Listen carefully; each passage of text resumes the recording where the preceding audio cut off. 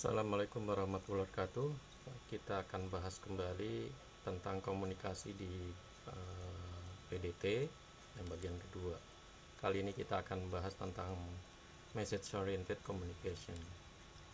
Ya, alasan dibutuhkan dengan komunikasi berdasarkan pesan karena RPC dan remote object invocation berkontribusi untuk disembunyikan komunikasinya dalam sistem terbunisnya. Jadi dengan tujuan untuk meningkatkan transparansi akses. Terus tidak ada mekanisme yang jamin bahwa pihak menerima mengeksekusi pada saat yang sama saat pemerintahan dikeluarkan. Nah, sifat inherent synchronous RPC di mana klien diblokir sampai permintaannya diproses. Nah, tidak ada komunikasi di situ. Nah, makanya MOC dibutuhkan. Nah, MOC ini keluarnya dari hal tersebut. Nah, kita akan bahas tentang MOC synchronous behavior dan implikasinya. Terus messaging system, kapan dia mengeksekuting dan waktu untuk komunikasinya. Ada messaging queuing ya, sistem yang membuat proses pertukaran informasi walaupun lawan bicaranya tidak executing atau memproses waktu yang sama. Ini kita kira akan bahas ini. Nah, MOC bekerja pada transport layer di OC ya. Menggunakan soketnya. Kita bahas soket interface sebagai standar protokol komunikasi. Ya, soket interface ini dikenal TCP/IP ya, yang diciptakan Berkeley Unix 1970. Yang kedua XTI atau TLI, Open Transport Interface atau Transport Layer Interface. Ini diciptakan oleh perusahaan AT&T. Keduanya memiliki model yang sama, dari set of primitive saja yang berbeda, tapi modelnya sama. Konseptual ini, kalau soket itu adalah titik akhir komunikasi di mana tempat aplikasi dapat menulis data yang akan dikirim melalui jaringan dan dari mana data tersebut masuk dapat dibaca. Nah, ini terdiri dari berapa primitif. Ada soket, bin, listen, accept, connect, send, receive. Ini primitif, ini perintahnya, pengertiannya seperti ini. Nah, proses komunikasi menggunakan soket ini, pertama soket ada bind dulu, terus kemudian listen, accept. Nah, baru nih nanti soket dari klien koneksinya terhubung, sinkronisasi, baru komunikasi. Kemudian kalau udah selesai, close. Nah, kemudian kita akan munculkan namanya MPI, tadi soket, sekarang MPI. MPI ini dasarnya adalah karena mengirimkan pesan yang lebih kompleks. Kalau soket tadi hanya suatu pesan yang sederhana ya, menggunakan stack atau buffernya yang yang ada di TCP/IP. Ya, terus hanya mendukung komunikasi mengirim sederhana saja ya, mendukung komunikasi yang sederhana, soket tuh. Nah, MPI ini yang komunikasi yang lebih kompleks dari sebuah grup ya, proses dengan konsep seperti socket intercept. Jadi komunikasinya dibentuk dalam sebuah grup proses. Ya, prinsipnya sama dengan socket. Setiap grup mempunyai identifikasi lokal berpasangan dari proses grup ID-nya dan proses ID. Ya. Nah, memiliki perintah primitif hampir sama bentuknya seperti di socket ya. Nah, MPI mendukung komunikasi asinkronus maupun sinkronus. Nanti bisa dibaca lebih detail di sumbernya. MPI bersifat sementara atau transient komunikasi. Jadi komunikasinya harus segera dibaca, karena buffernya hanya bersifat sedikit ya, artinya bersifat sementara. Jadi queuingnya, jadi baca atau dikirim itu dalam ukuran menit bahkan milidetik. Nah, muncul yang namanya message queuing system ya. Nah, tapi ini kelasnya naik bukan di transport layer lagi, tapi ke middleware-nya, service-nya. Disebut juga MOM, Message Oriented Middleware. Message Queuing System ini mendukung luas untuk komunikasi asinkronus yang resisten atau jangka waktu lama. Jadi ada kapasitas penyimpanannya. Kayak contohnya sistem email. Jadi kita dikirim belum tentu langsung dibaca. Jadi disimpan di suatu tempat. Nah, kita sebut dengan messaging queuing system. Nah, ide dasarnya adalah komunikasi dengan memasukkan pesan dalam antrian. Pesan diteruskan melalui serangkaian server komunikasi, bahkan server yang saat dituju mati sekalipun itu akan sampai. Dalam praktiknya terhubung langsung dengan lain pasti ditransfer ke server tujuan. Jadi setiap aplikasi memiliki antrian sendiri yang dapat digunakan oleh aplikasi lain untuk mengirim pesan. Jadi antrian dapat dibaca oleh aplikasi terkait. Jadi mungkin berbagi antrian tunggal.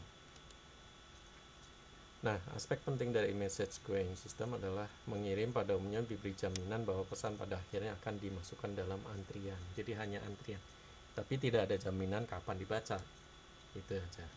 Jadi tetap message-nya sampai, bukan message-nya karena nggak dibaca-baca terus hilang. Nah, kira-kira gambar kombinasi dari hubungan komunikasi dari using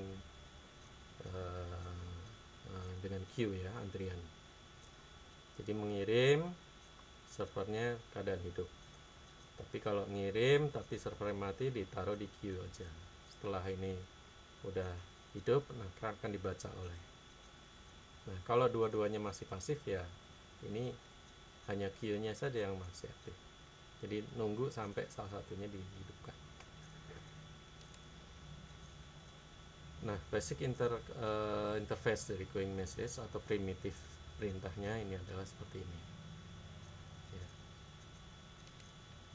Nah, ini contoh arsitektur dari MQS ya, MQS. Jadi di sini ada pengirimnya, ada queuing layernya, terus kemudian melalui network kalau sudah siap, nanti receivernya akan mendapat queue, menerima queue layernya untuk diterima. Nah, ini menggunakan router, jadi istilahnya routingnya disimpan di router, jadi aplikasi send receive. Nah, ini message-nya berkutat di router. Router ini berarti ada organisasi penyampaian katanya. Ini juga ada queue-nya. Kondisi udah root tapi aplikasinya mati atau belum hidup, maka masih disimpan sampai diterima atau dikirimkan. Kemudian kita lanjut lagi ke message broker. Dari message queuing adalah mengintegrasikan aplikasi. Jadi bisa jadi masalahnya adalah aplikasi berbagai macam, berbeda-beda bentuk formatnya. Jadi formatnya bisa berbeda. Alternatifnya adalah dengan menggunakan format pesan umum, tapi tetap saja protokol pendekatan ini tidak berfungsi untuk MQ. Kalau untuk jaringan, protokol yang lebih sederhana yang tadi itu masih mungkin, tapi kalau ini tidak. Jadi untuk mengatasi di atas ini menggunakan message broker.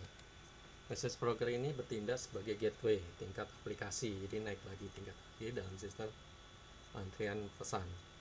Tujuan utamanya adalah mengkonveri pesan yang masuk sehingga mereka dapat dipahami oleh aplikasi tujuan. Jadi message broker ini merupakan aplikasi terpisah, bukan bagian dari MQ ya. Bisa kita lihat di gambar. Ini message broker ini sendiri. Ini MQ ya. Di bawah queuing layer ini MQ. Nah, ini ada message broker. Jadi dia masuk ke message broker dulu, baru nanti destinationnya yang mana. Jadi dirubah. Kalau Anda melihat contoh ini kayak aplikasi di mobile itu kan semua web itu dirubah dulu dalam formatnya dari aplikasi mobile, biasanya seperti itu, sehingga di brokernya akan merubah dulu, terjadi di server mobile.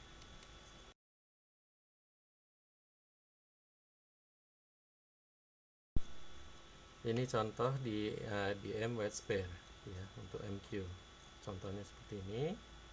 Jadi ada program MQ, ada server stub-nya, kemudian ada queuing manajernya. Nah, seperti ini ya. Kemudian kita lanjut ke message channel. Salah satu komponen penting dari MQ adalah yang dibentuk oleh message channel. Setiap message channel memiliki satu antrian pengiriman. Transfer sepanjang saluran atau channel hanya dapat dilakukan jika MCA atau manager channel agent dari pengiriman dan penerimaan beroperasi. Jadi kalau keduanya bisa jalan baru bisa transfer. Kalau enggak, nunggu di queue-nya.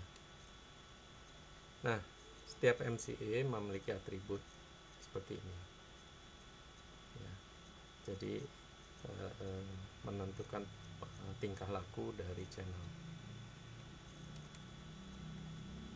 Kemudian selanjutnya adalah message transfer, untuk mentransferkan dari suatu manajemen antrian QM ke manajemen antrian lain sesuai dengan transmission headernya. Alamat MQ itu ada nama manajer antriannya dan urutan. Jadi kalau tadi ada brokernya, ada sekarang ada manajernya ya, untuk menentukan untuk mengirim dengan memberikan alamat antrian lokal ya. Tadi kalau kita baca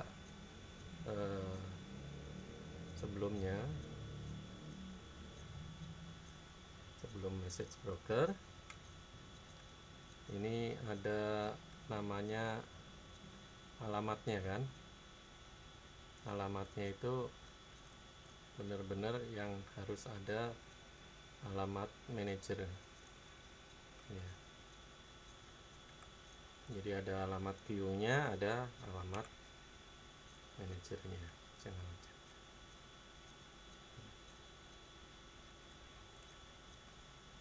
Nah, itu digunakan dalam message transfer. Nah, ini contoh organisasi atau arsitektur dari message transfer. Jadi kita lebih detail, ada routing table-nya, ada namanya, alias ini alamatnya ya. Ini adalah QM ya. Ini adalah nama dari queue-nya seperti itu. Nah, interface ini message transfer tetap ada primitif perintahnya seperti ini. Nah, kemudian yang terakhir, manajemen jaringan overlay MQ. Bagian penting pengajian manajemen ini adalah manajer sebagai manajer antrian jaringan yang terpasang secara konsisten. Nah, ini MQ ini tetap harus diadministrasikan secara manual. Itu problem utama. Ya, jadi akhirnya misalnya tidak hanya melibatkan saluran antara manajer antrian, tapi mengisi tabel routingnya. Nah, perutan dikelola secara manual. Jadi perlu manajemen overlay ini, kira komponen fungsi kontrol untuk saluran secara logis di antara agen channel, MCA, untuk memantau secara tepat di antara dua titik saluran. Nah, ini untuk perutean ya, pengelolaan QM menghost channel agen.